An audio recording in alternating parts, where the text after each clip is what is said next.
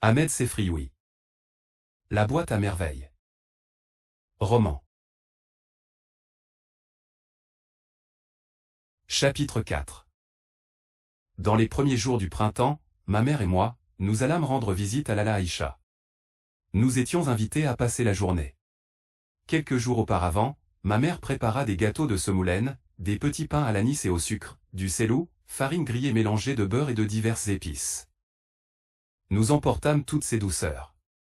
Nous quittâmes la maison le matin, Driss le teigneux vint nous trouver chez l'ami de ma mère chargé de son couffin à provisions et d'un poulet de fort bonne apparence.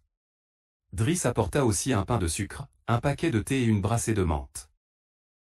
Lala Aïcha protesta, reprocha à ma mère ses folles dépenses. Elle s'attendait à notre visite, elle avait fait son marché en conséquence. Lala Aïcha habitait dans l'impasse de Zanka à Jama, une maison avec une porte basse. Cette maison rappelait, par certains côtés, Lala Aïcha elle-même. Toutes les deux avaient connu des temps meilleurs, toutes les deux en gardaient une attitude guindée, une distinction désuète. Lala Aïcha occupait 2 pièces de petite dimension, au 2e étage. Un balcon donnant sur le patio, garni d'une balustrade en fer forgé, conduisait à la pièce principale. L'autre chambre s'ouvrait directement sur l'escalier et servait surtout à entreposer les provisions d'hiver. Lala Aïcha y faisait aussi sa cuisine. La grande pièce avait 2 fenêtres, l'une s'ouvrait sur le patio de la maison, l'autre sur les terrasses des maisons voisines et sur les toits d'une petite mosquée de quartier. Cette chambre, 2 fois plus longue que large, était d'une propreté méticuleuse. Des cretonnes à grands ramages couvraient le matelas, d'énormes coussins brodés aux petits points, enveloppés dans une légère soierie transparente, s'amoncelaient çà et là. Le mur s'ornait de grandes étagères peintes, garnies de bols de faïence européenne, d'assiettes décorées de roses dodues, de verres en forme de gobelets. Une pendule en bois foncé, riche en sculptures, clochetons et pendentifs, occupait sur le mur la place d'honneur. Le sol était couvert d'une natte de jonc. Par-dessus la natte, se déployait une carpette aux couleurs vives. Cet ensemble baignait dans une atmosphère d'aisance, de quiétude. Ce n'était certes pas le grand luxe mais le confort, un nid douillet à l'abri du vent. Dès notre arrivée, Lala Aïcha nous servit des gâteaux et du thé à la menthe. Elle parla ensuite des douleurs de jointure qui la taquinaient de nouveau, d'une rage de dents qui l'avait rendue folle la semaine dernière, de son manque d'appétit. Elle posa 1000 questions à ma mère qui répondait avec complaisance, s'attardait sur un détail, se lançait dans une longue digression, mimait une scène. Nos voisins firent naturellement les frais de la fête. Ma mère en parlait sans méchanceté mais avec une assez grande liberté de langage. Elle comparait le mari de Rama à un âne qui aurait trop mangé de son, celui de Fatma Bzouya à un rat inquiet. Mon père qu'elle appelait, l'homme, n'échappait pas à ses coupes de griffes. Sa haute taille, sa force, son silence devenaient motif à caricature. Moi j'aimais mon père. Je les trouvais très beaux. La peau blanche légèrement dorée, la barbe noire, les lèvres rouges corail, les yeux profonds et sereins, tout en lui me plaisait. Mon père, il est vrai, parlait peu et priait beaucoup, mais ma mère parlait trop et ne priait pas assez. Elle était certes plus amusante, plus gaie. Ses yeux mobiles reflétaient une âme d'enfant. Malgré son teint d'ivoire, sa bouche généreuse, son nez court et bien fait, elle n'expliquait d'aucune coquetterie. Elle s'ingéniait à paraître plus vieille que son âge. À 22 ans, elle se comportait comme une matrone mûrie par l'expérience. Lala Aïcha nous parla à son tour des gens de sa maison. Elle clamait leurs multiples mérites, une telle modeste et jolie, telle autre propre, économe et bonne cuisinière, telle autre pieuse et digne, à l'entendre, toute rivalisait de sainteté avec les anges du paradis. Mais elle baissa la voix pour chuchoter à ma mère au creux de l'oreille sa véritable pensée. Elle termina par ces termes.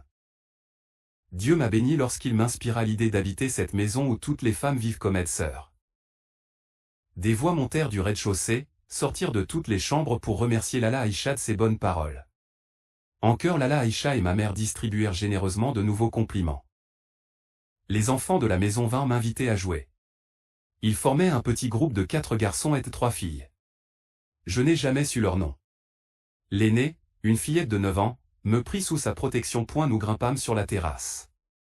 Avec de vieilles couvertures et des peaux de mouton, nous eûmes vite fait organiser un salon de réception. Une boîte de conserve rouillée posée sur 3 cailloux joua le rôle de samovar, d'autres cailloux posés sur un disque de papier faisaient office de verre à thé. Nous sirotâmes gravement un thé mythique mais combien délicieux, mangeâmes des gâteaux imaginaires, distribuâmes des compliments à l'aînée de Sille, notre hôtesse. Ensuite, nous décidâmes de jouer à la mariée. La plus petite des filles fut choisie pour figurer la mariée. L'aînée se contenta du personnage de la Négafa, une de ces femmes expertes dans l'organisation de télécérémonies. Elle descendit chercher un bout de foulard, du rouge pour les joues, de l'antimoine finement pulvérisé pour noircir les yeux. La mariée fut installée sur un coussin. Dans un vacarme de you-you et de chants improvisés, la Négafa procéda selon l'usage au maquillage et à l'habillement de la jeune fiancée. Elle l'affubla d'une couverture en guise de robe, la coiffa, l'orna de papiers ajourés, simulant grossièrement des bijoux, s'éloigna pour admirer son ouvrage. L'un des garçons, mu par un instinct de méchanceté, ramassa une poignée de terre et la jeta à la figurette de notre mariée. Le drame se déchaîna. La mariée et ses invités se mirent à hurler, à se battre, à courir dans tous les sens, le visage barbouillé de larmes et de morve. Je hurlais comme tout le monde sans savoir pourquoi. J'essayais de me dégager des bras de la grande fille qui déployait de vains efforts pour me calmer. Une des femmes monta, distribua des taloches et des insultes, traita de démons innocents et coupables et me descendit sous son bras comme un paquet pour me remettre à ma mère. J'essuyais encore des reproches injustes. Ma mère me menaça de ne plus jamais m'emmener nulle part. Ma mère et son amie se remirent à parler de Rama, la femme du fabricant de charrues, de Fatma Bzouya et de tante Kanza la voyante. Ma mère racontait sa réconciliation avec sa voisine du premier étage, l'escapade de Zineb, le repas offert aux pauvres. Elle faisait l'éloge de Rama. Elle regrettait son moment de mauvaise humeur qui avait provoqué la dispute. Rama devenait une charmante jeune femme, si serviable. Si honnête. Et puis, dit ma mère, elle est si jolie. Toujours souriante, toujours vive. Son mari peut remercier Dieu de lui avoir fait présent d'une brune si délicieuse. N'aimes-tu pas cette peau allée au grain si fin, ces grands yeux qui rient? N'est-ce pas qu'elle possède une jolie bouche aux lèvres fermes, un peu boudeuse? Lala Aïcha approuvait, opinait du chef, soupirait de contentement. Mais ma mère enchaînait déjà. Fatma, ma voisine d'en face, n'a pas été, non plus oubliée par le Créateur. De jolis yeux noyés de douceur. Des sourcils d'une courbe parfaite. Un teint ambré. Mais je n'aime pas le tatouage de son menton. Elle a, en outre, l'agrément de sa jeunesse, ajouta l'ami. Immobile dans mon coin, j'écoutais. J'ai m'étonné d'entendre ma mère rendre justice à la beauté de nos deux voisines. Cette beauté je la sentais, mais je ne pouvais la traduire par des formules concrètes. J'étais reconnaissant à ma mère d'exprimer avec des termes précis, ce qui flottait dans mon imagination sous forme d'images vagues, confuses, inachevées. Pour tante Kanza, les deux femmes se contentèrent de hocher la tête d'un air entendu. Tante Kanza, la Chouafa, appartenait pour moi à une autre race. Elle était royale.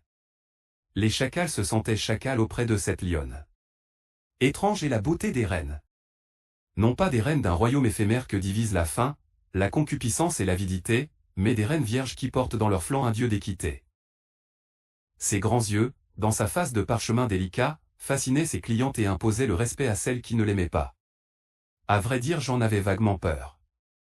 Je l'associais dans mes rêves aux puissances obscures, aux maîtres de l'invisible avec lesquels elle entretenait un commerce familier. Je croyais ce qu'elle disposait de pouvoirs illimités et je considérais comme un privilège d'habiter sous le même toit qu'une personne aussi considérable. Moulay Larbi, le mari de Lala Aïcha, arriva inopinément. On l'entendit dire à l'entrée la phrase consacrée.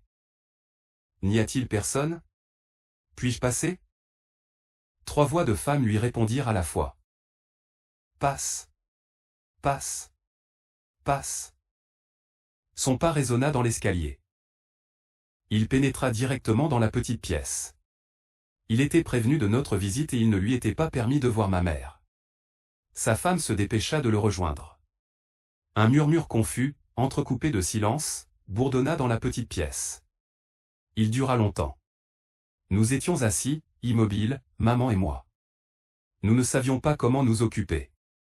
Je racontai à ma mère nos jeux sur la terrasse et la raison du drame qui en suivit. Elle m'écouta distraitement, me répondit par des phrases vagues, des conseils d'ordre général sur la façon de se tenir en société. Elle se leva pour regarder par la fenêtre, rencontra les yeux d'une voisine penchée elle aussi sur la balustrade, contemplant le patio vide. Les deux femmes se saluèrent, parlèrent du printemps dont les débuts étaient toujours fatigants. L'inconnu en profita pour évoquer le souvenir d'une Na, une partie de plein air à laquelle elle avait participé. Il y avait de cela des années. La campagne parée comme un bouquet sentait le miel. Les oiseaux se répondaient d'un buisson à une branche. Les femmes couraient en pieds nus dans l'herbe, barbottaient dans le ruisseau, chantaient des cantilènes à ravir le cœur. Au milieu de l'après-midi, un orage, d'une rare violence, s'abattit sur la nature. En hâte, tapis et couvertures furent entreamassés. Chacun se charge d'une partie des bagages, plats vides, accessoires pour le thé, gargoulettes pour l'eau fraîche. 2 hommes et 5 femmes, tous parents, composaient l'équipe. La pluie fut assez. Cueillie par les uns comme une bénédiction, par les autres comme une catastrophe. Nous étions dans un triste état, à notre retour. Mes belles robes avaient souffert de la boue. J'avais un cafetan en drap abricot comme on n'en fait plus à notre époque. Par-dessus, je portais une tunique brodée de fleurs mauvais. Lala Aïcha vint nous retrouver, le visage bouleverse. Elle fit signe à ma mère de la suivre dans le coin le plus sombre de la chambre. Je restai à la fenêtre. La femme qui racontait son meilleur souvenir, demeura un moment à attendre le retour de ma mère. Ne la voyant pas revenir et me jugeant trop jeune pour apprécier la somptuosité de ses vêtements, elle laissa sa phrase inachevée, soupira, leva les yeux au ciel pour le prendre à témoin de l'incompréhension du genre humain, rentra sa tête, disparut dans l'ombre veloutée de ses appartements. Ma mère discutait à demi-voix avec son amie. Je n'osais pas m'en approcher. J'entendis le mot « pacha » plusieurs fois au cours de leur mystérieux dialogue. Ce mot m'impressionnait, me mettait mal à l'aise. Le pacha? N'était-il pas ce personnage cruel qui faisait bastonner les gens au gré de sa fantaisie? Les mettait dans un cachot noir avec un pain d'orge et une cruche d'eau? Les laissait dévorer par les rats? Le mot « pacha » faisait trembler les petites gens. Il s'associait dans leur esprit à des ennuis sans nombre, à de douleurs bruyantes, à des cris et à des lamentations. Ils s'endettaient pour payer les sbires du pacha, essuyaient toutes sortes de vexations au prétoire et voyaient souvent ce qu'ils estimaient leur droit, devenir par une opération du malin, des charges contre eux. Toutes ces considérations ne les empêchaient pas de se chercher querelle pour des futilités. Ils couraient devant le pacha pour lui exposer leur petite misère. Ils repartaient de là souvent mécontents, ayant essuyé quelques rebuffades. Lala Aïcha se mit à pleurer silencieusement. Elle se cachait le visage dans la manche de sa robe et reniflait. Ma mère se fit rendre, lui entoura les épaules de son bras, lui parla comme elle aurait parlé à une petite fille. La scène m'amusait. Lala Aïcha, plus âgée que ma mère, se laissait consoler, devenait la petite sœur dans les bras de son aîné. J'avais envie de rire, mais je savais que cela ne se faisait pas.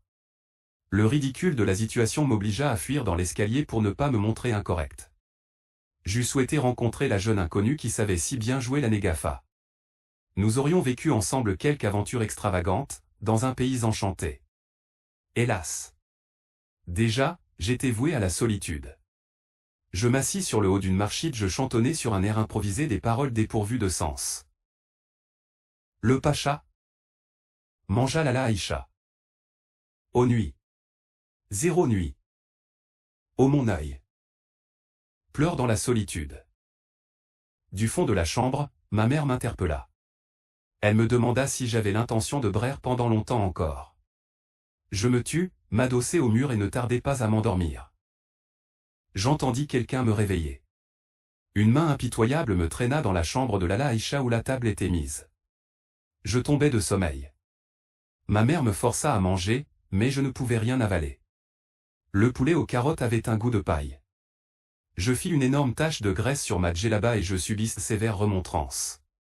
Enfin, on m'abandonna sur un matelas où je pus ronfler tout à loisir.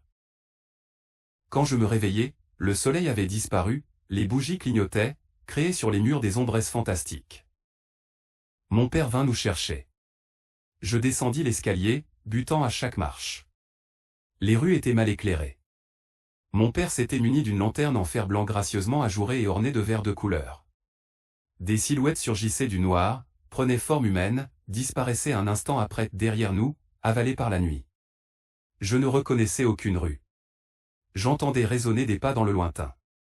US se rapprochait, se dissolvait. Un chien aboya. Une dispute de chat éclata au fait d'une terrasse. Les deux ennemis se défiaient, clamaient chacun sa bravoure et son courage, crachaient des bouffées de colère. Leurs cris s'éloignèrent. Seuls, nos pas, le froufrou de nos vêtements, nos souffles pressés, animaient cette ville morte. Nous arrivâmes chez nous. Ma mère me coucha. Je m'anéantis dans le sommeil. Le lendemain vendredi, mon père rentre à déjeuner selon sa coutume. Il portait une djellaba de laine boutonnée d'une éblouissante blancheur et un turban neuf, tout raide d'après. Le repas fut servi par ma mère. Le menu était particulièrement soigné.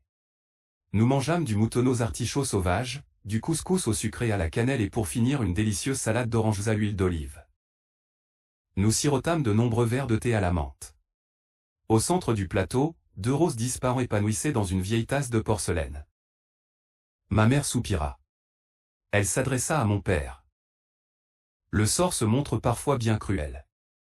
Pauvres et riches, bons et méchants sont à la merci de ces revers. J'ai bien du chagrin. Je pense à Lala Aïcha et mon cœur saigne. Je n'ai pas voulu t'ennuyer hier soir avec les tristes événements qui se sont déroulés dans la journée. Mon père prêta une oreille attentive. Elle poursuivit.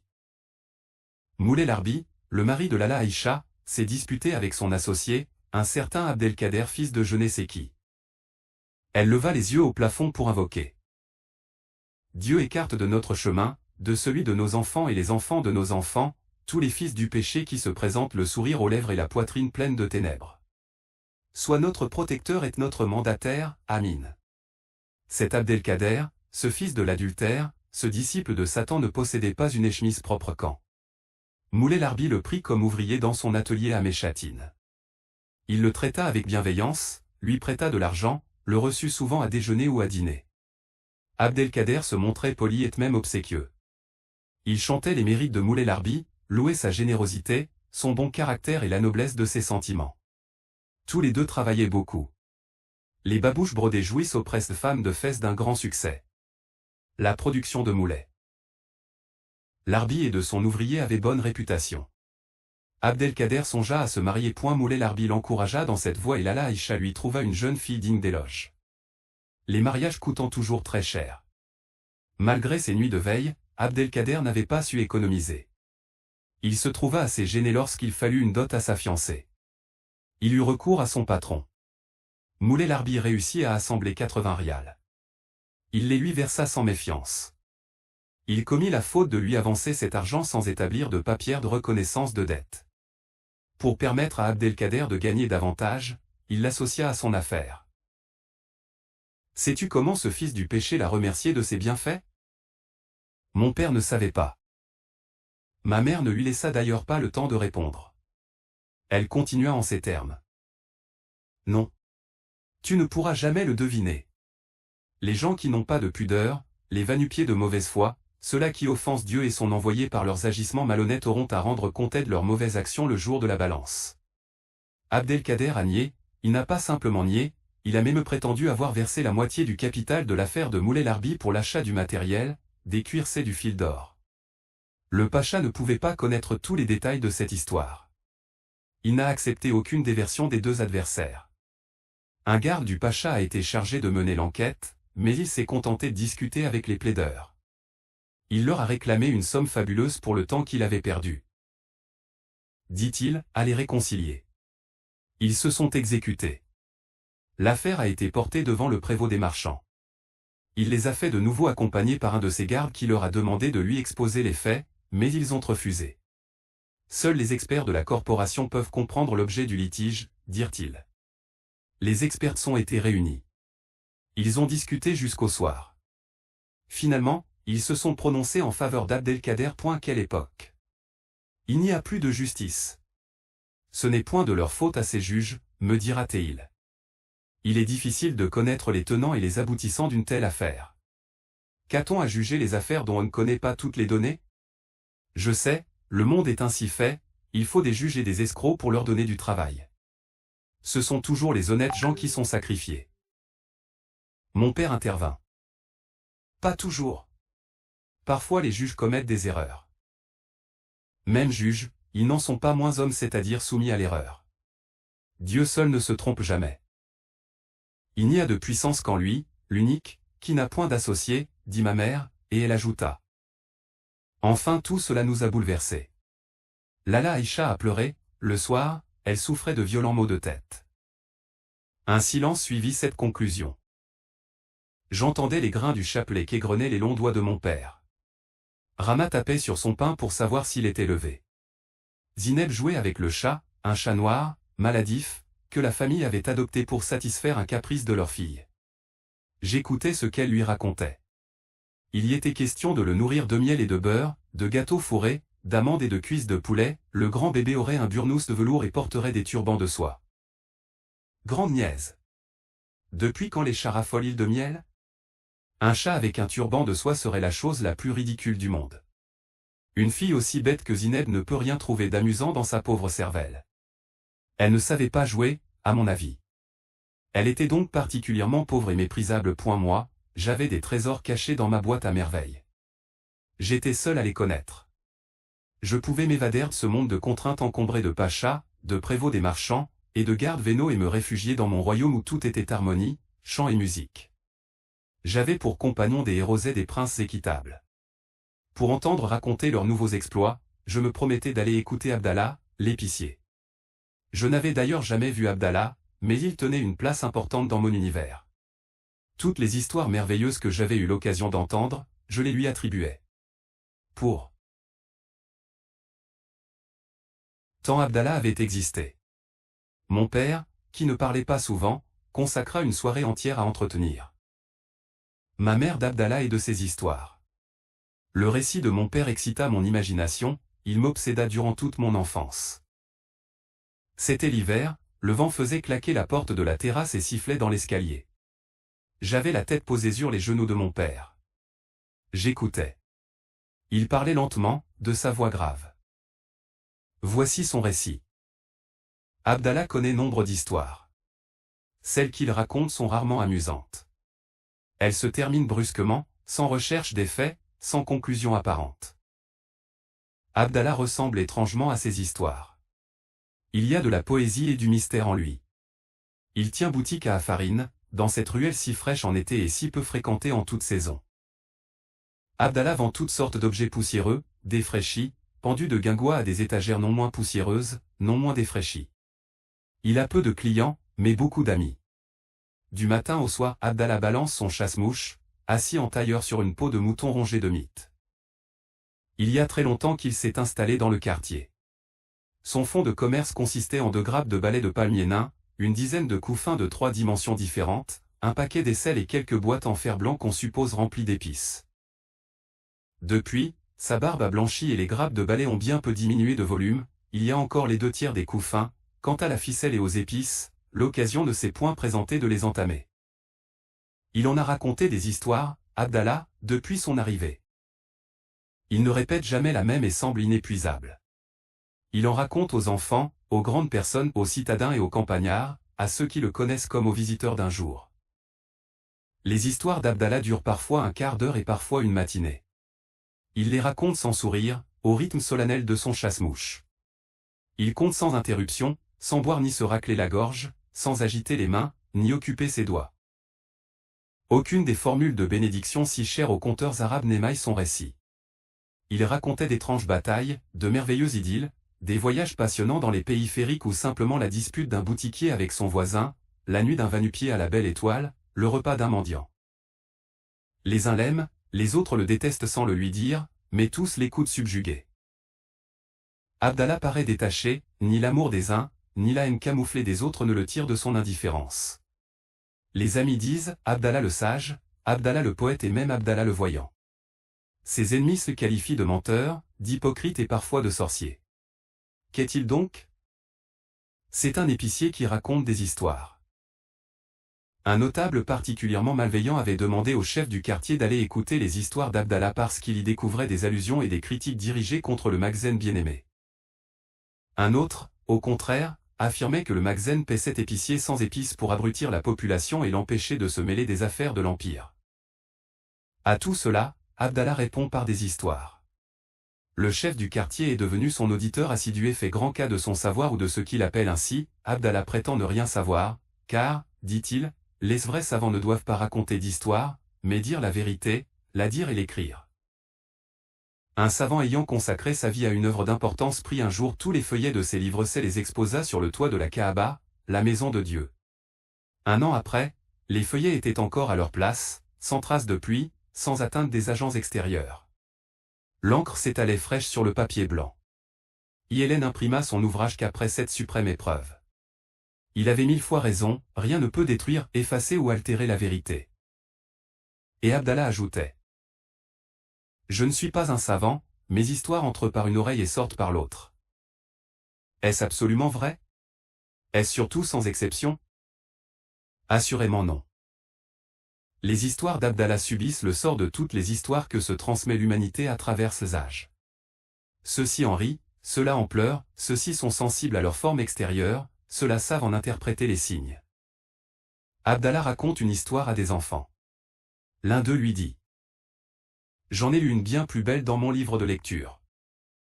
C'est bien possible, répondit Abdallah, seulement l'histoire que tu as lue se trouve dans un livre. Tous tes camarades possèdent ce livre, et peuvent la lire. Mais celle que je t'ai racontée n'est que dans un seul livre, c'est celui-ci. Et il désigna son cœur.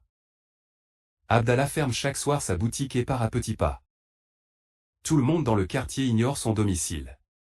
Il y a bien si Abdenbi, une mauvaise langue, qui affirme l'avoir vu entrer dans un vulgaire fondouk. Labib, au contraire, qui l'a suivi, raconte sa curieuse aventure en ces termes. Notre Seigneur Abdallah est un ami de Dieu. Je l'ai suivi, que Dieu me pardonne, jusqu'à Sefa, sur l'autre rive de l'Oued-Fès. Dans une impasse, s'ouvre la porte d'une zaouïa de zélige verte. Il y entre et au bout d'une minute, je l'y suis. Je le cherche en vain. La zaouïa était déserte. J'ai poussé un long tekbir et me suis évanoui. Maintenant je n'écoute pas ce que racontent les ignorants, car moi je sais, oui, je sais ce que les amis de Dieu ont des demeures cachées. Labib a peut-être raison. Abdenbi, qui était présent, répondit. Labib a trop écouté les histoires d'Abdallah, son cerveau en est malade. Allah est le seul savant, les agissements d'Abdallah ne sont pas ceux d'un honnête musulman. L'avez-vous vu jamais faire sa prière, quitte-t-il sa boutique à l'heure des repas? Respecte-t-il le vendredi? Prononce-t-il jamais une parole pieuse?